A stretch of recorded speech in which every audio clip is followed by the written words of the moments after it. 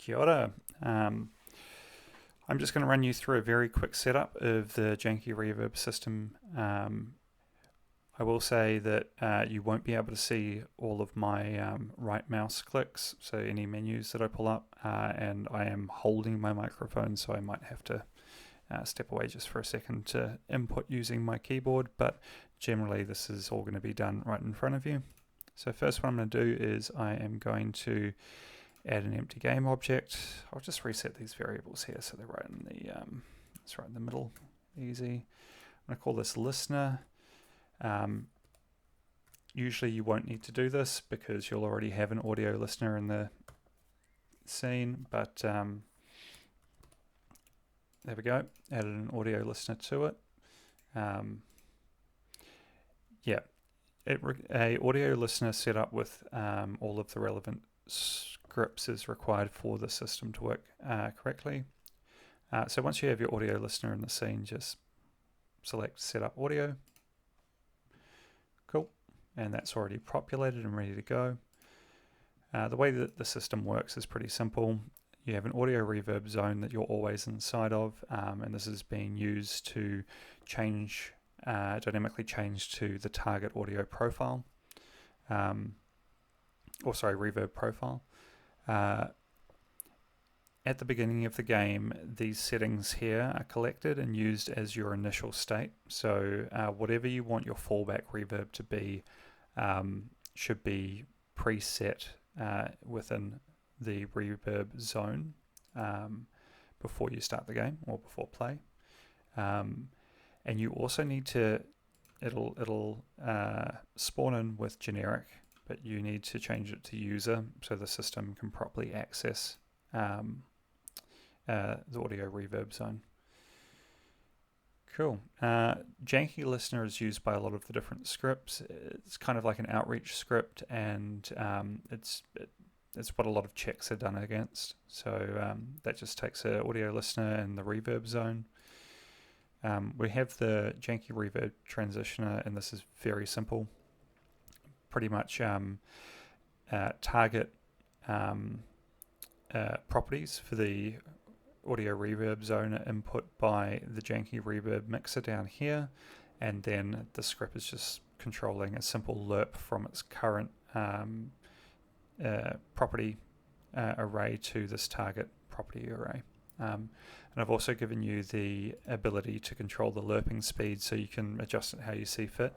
Usually higher response times work better within games, but I like to set it around 5 so that gives it a little bit of smoothing and blending between radically different changes in the target profile here. Okay, so I can just close that one. Now this is one of the most important scripts to get the occlusion system working specifically for the reverb.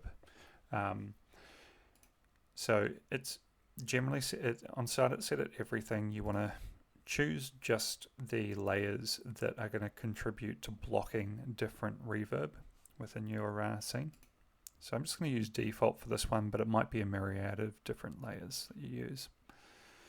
Then we've got the refresh interval. So this is the amount of time, the refresh rate that this script goes through for collecting the reverb areas within the specified distance here, the Janky reverb area distance. So it's collecting currently at a distance of 50. I'm going to change that to 100 so we have more collection and the ability for more reverb to different reverb areas to influence the final reverb profile that's sent to Janky reverb transitioner. Now reverb areas, you don't need to worry about this. It's going to self-populate as you go along, and then, or as the game runs, and then we have a debug here just to get some kind of visual output and help you check that everything's working correctly. Okay, next I'm going to chuck in some reverb areas. So I'm going to do that by selecting Create Reverb. In the script you're going to find a audio reverb filter. Now whatever's going on in here is going to be what is sent to influence that final reverb profile. So, you know, you might want it to be a cave reverb that is being sent through to influence the final reverb profile. So just select Cave, or you can set up your own and then save it as a preset, like by selecting this little thing up here. You're not seeing the overlay for some reason. I'm not too sure why. I think it's just my screen recording system, but yeah, maybe for the purpose of this I'm just going to use one of the ones that I've pre-made. So I'm going to use this one called Dead Room. You can't see it, sorry, when I'm going through that selection, but you probably saw these variables adjust. And on start, that's collected and sent down to the reverb profile here where it's stored. Then for influence, and we have this blend distance, so that represents how far outside of the collider volume that reverb begins to influence the final reverb profile that's created in Janky Reverb Mixer.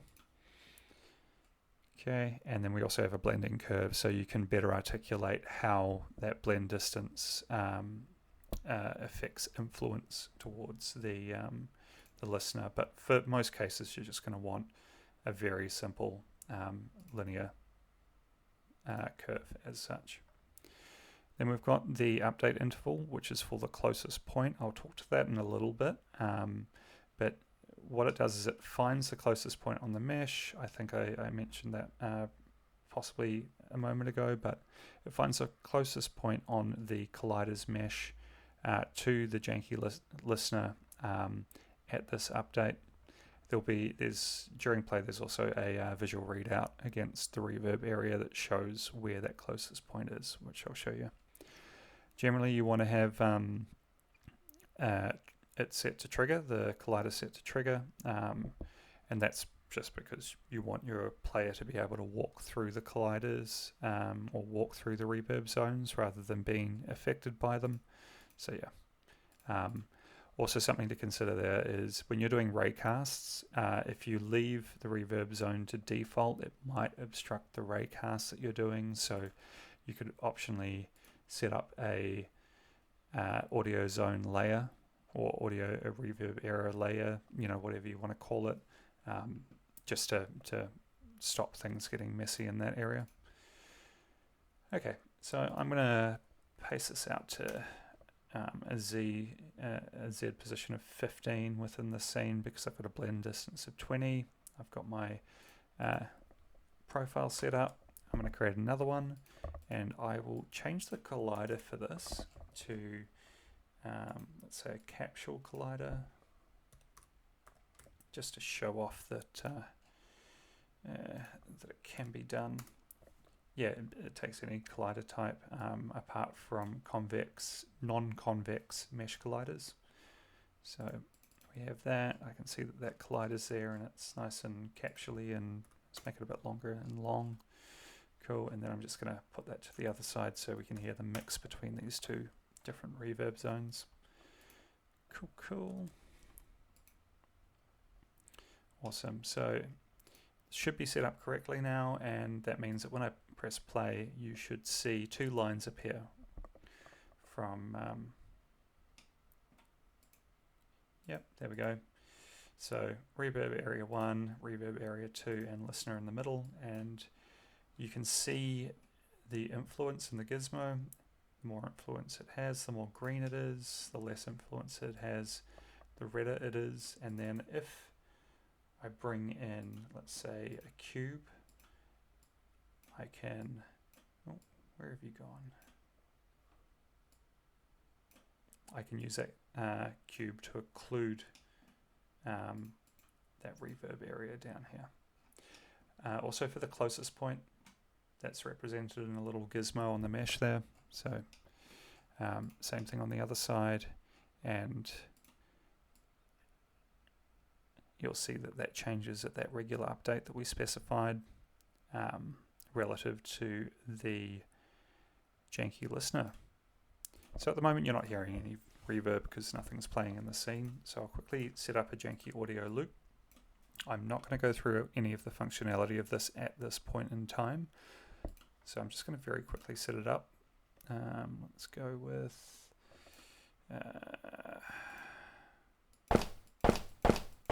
footstep. Cool, footstep. That's great. And I'm also going to send it to a mixer that I have preset that just has a compressor on it, I think. Yeah, nothing fancy, just a compressor to help with the sound. Cool. Any other settings I need to do here? Reverb zone mix is fine. 2D is fine. What I do want to do is I want to make sure that it's not too loud. So I'm going to go down to the Janky source occluder here and just set it to 1. Check interval. All of the rest of this should be fine. I shouldn't need to do anything else just for this demo. The only other thing I'll do is I'm going to turn off this audio reverb filter because I don't need it for the demo. I'll go through it at a different time. But we should now have... Might be loud at first. Did I do something? Oh, I didn't set it to play on start. There we go. There we go. So I just needed to make sure that loop would play when the game starts up. Now it might be loud for a second. There we go. There we go.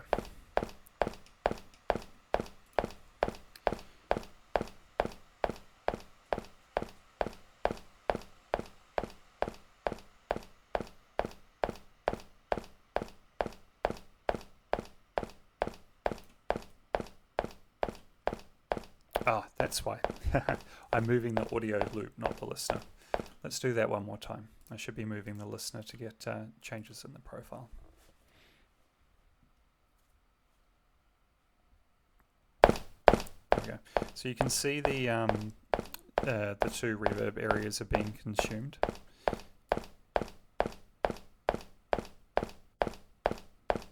Cool. And is that mixing properly?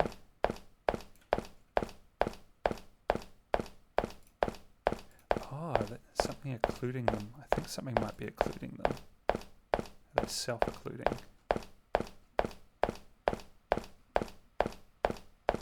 No, they're not occluded. Are they the same setting? Ah, it's the same setting. Sorry guys, I'm just not thinking today. Cool. I'll put a, let's say, shimmering tunnel in there. Sorry, you yet again didn't see the preset that I used.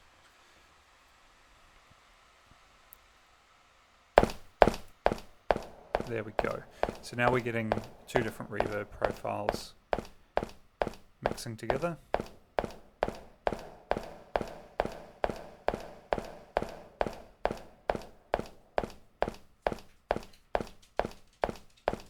And you'll probably hear that these changes are quite drastic because I'm using two drastically different profiles.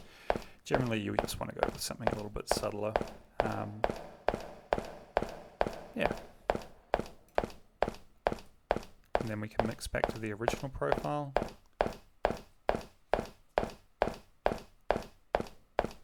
And then as I enter into the detection range, we get that mix back again. So yeah, that's basic setup. Cool. I'll see you in the next video.